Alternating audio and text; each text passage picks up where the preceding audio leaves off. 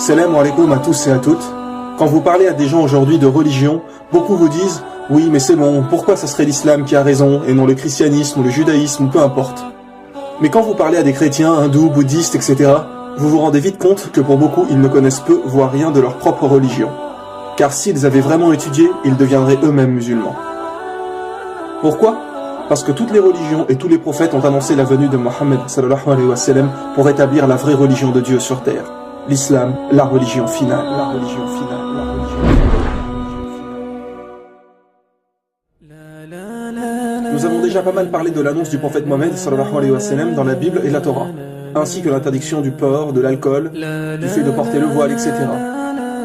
Il est dit dans la Bible qu'une femme doit prier voilée, ou sinon qu'on lui rase les cheveux, et donc qu'il n'est pas condamnable pour une femme d'être sans voile, tout comme dans le Coran.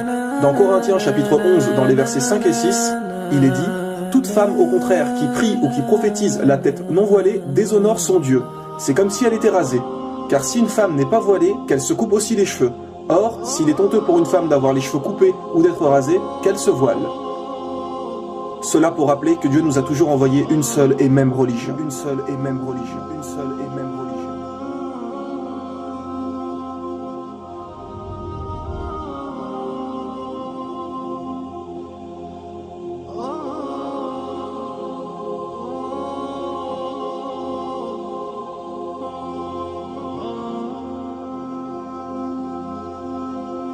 Et comme il avait été dit dans la saison 2, pour toutes les grandes religions, elles portent le nom d'un peuple ou de quelqu'un, sauf l'islam. L'islam veut dire faire ce que Dieu nous demande, alors que les autres noms ont été inventés suite à quelqu'un généralement. Le christianisme pour Jésus-Christ. Donc quoi, avant Jésus, la religion de Dieu n'existait pas? Bien sûr que si, ce n'est que suite à Jésus qu'ils ont inventé le christianisme. Idem pour le judaïsme, le peuple de Judée, l'hindouisme. L'étymologie du mot hindou vient de hindou en langue persane, qui est une rivière qu'ils considèrent comme sacrée. Le nom fait en fait référence au peuple qui vit là-bas.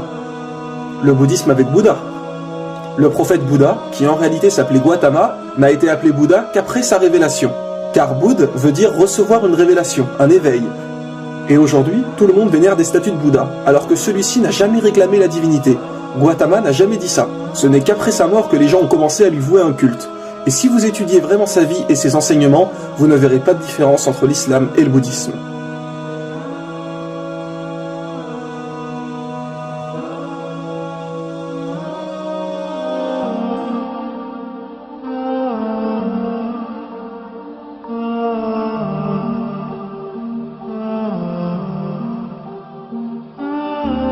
Attention, nous ne disons pas que Bouddha était forcément un prophète d'Allah, car aucun verset du Coran ou hadith mentionne son nom comme prophète.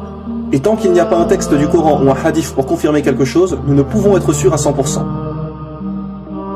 Seulement, nous savons qu'un jour, on a interrogé le prophète Mohammed sallallahu alayhi wa sallam sur le nombre de prophètes, et il a répondu 124 000 prophètes et 315 messagers. Alors maintenant, quelle est la différence entre un prophète et un messager ? Un prophète est quelqu'un qui a reçu une révélation, mais qui n'a pas forcément transmis un message. Par exemple, Mohammed sallallahu alayhi wa sallam était un prophète et messager, puisqu'il a reçu une révélation et nous a également transmis le Coran. Idem pour Moïse, qui nous a donné la Torah. Mais un prophète n'est pas forcément un messager. Dieu peut simplement lui parler et lui donner des commandements, sans lui donner un livre à transmettre à son peuple. Mais Allah a dit dans le Coran, à chaque communauté un prophète. Ce qui est bien évidemment juste. Allah n'a jamais laissé une seule communauté sans prophète. Donc peu importe où sur terre et à quelle époque, chaque communauté a eu un prophète pour les guider, ce qui explique le nombre de 124 000 prophètes.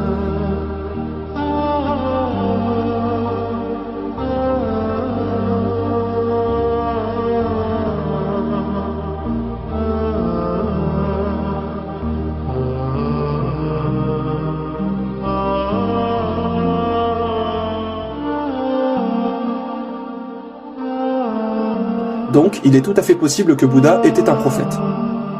Dans les livres hindous, il est également dit qu'il n'y a qu'un Dieu unique.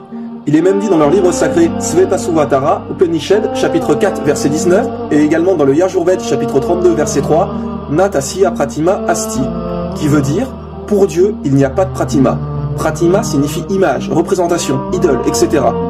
Donc pour Dieu, il n'y a pas de représentation, d'idole, d'image, de statue, de photo ou peu importe. On ne représente pas Dieu. Ce n'est encore une fois que des inventions des humains de prier devant les statues et de vénérer des idoles, comme pour Jésus.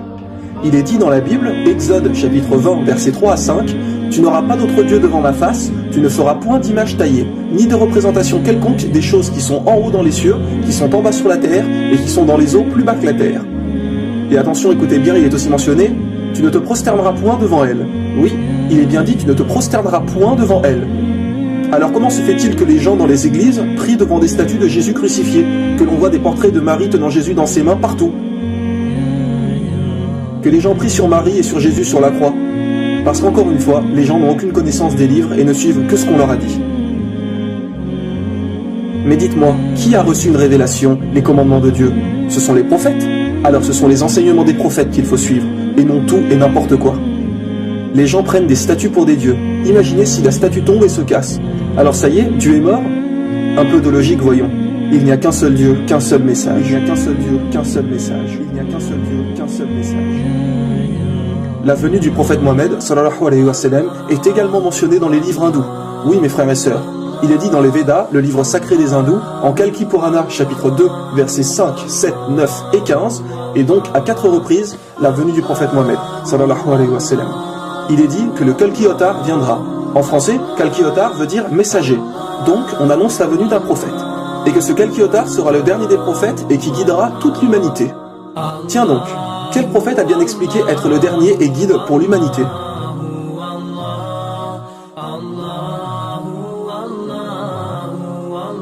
Il est dit que le nom du père de ce prophète serait Vishnuash, qui veut dire serviteur de Dieu. Bien évidemment, il parlait la langue hindoue. Mais si on le traduit en arabe, Vishnuash veut dire Abdallah.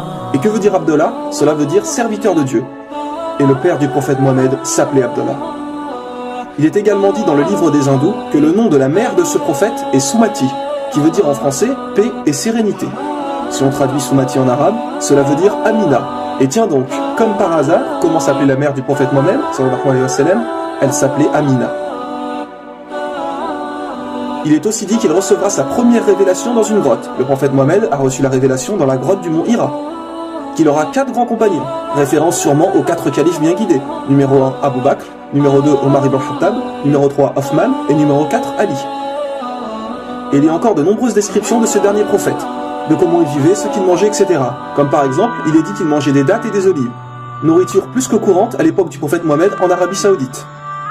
Il est dit que celui-ci sera né dans une noble et respectée dynastie de son pays, et nous savons qu'il est de la famille des dirigeants de la Mecque qui sont les Quraysh. Mais que faut-il de plus pour comprendre?